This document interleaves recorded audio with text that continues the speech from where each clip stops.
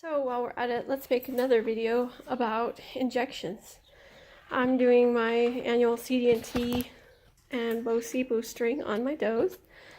So let's talk a little bit about anatomy real quick. Intramuscular IM means in the muscle. And most IM shots should be given in this muscle right here in the neck. Sub-Q, SQ, means subcutaneous, which is under the skin. So we pull out some skin. The armpit area is a good area. If you need to give multiple injections, you can back up over the ribs. Like you can give sub-Q fluids under the ribs, on the ribs under the skin. This is what's considered the interperineal area. Sometimes you do need to give injections interperineally. You should never give an intramuscular shot in the leg, as there is a nerve that runs right down this leg. And also the rear leg on a goat is considered the prime cut.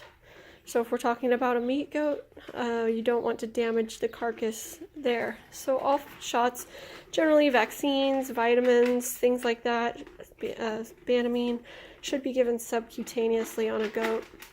Hormones like luteolase, PG600, and cisterellin, things like that, should be given intramuscularly in the neck. If you need to give 2 shots, what I do is I do one here and one on the other side.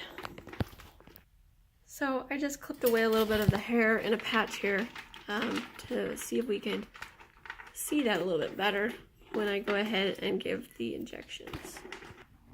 Here's some of our equipment that we're using today. I'm using BOCI and my CD&T vaccine. CD&T vaccine is 2 mLs sub-Q, no matter what size or breed. So a Nigerian dwarf would get 2 mLs, an Alpine would get 2 mLs. The BOCI is 2.5 mLs per 100, and that is a veterinary prescription. BOCI and like penicillin and biomycin are generally really thick. So I use a bigger needle for those thicker medicines. This is an 18 gauge by 1. The smaller the number, on the needle, the larger diameter the hole in the needle. So an 18 is bigger diameter than a 23.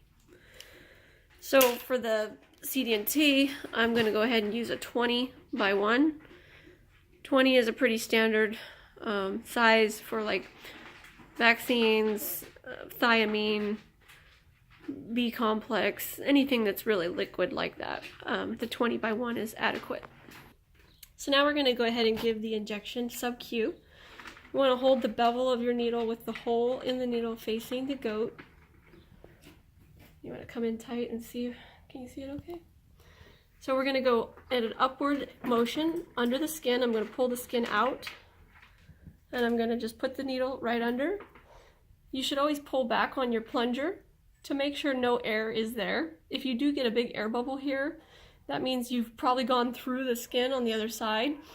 And if you get blood, we don't want that either. So you just pull back a little bit, and that's a good placement. So we're going to go ahead and slowly make our injection. I kind of twist my needle a little bit and apply pressure, and then just wiggle it and rub it in a little bit. And there's our injection.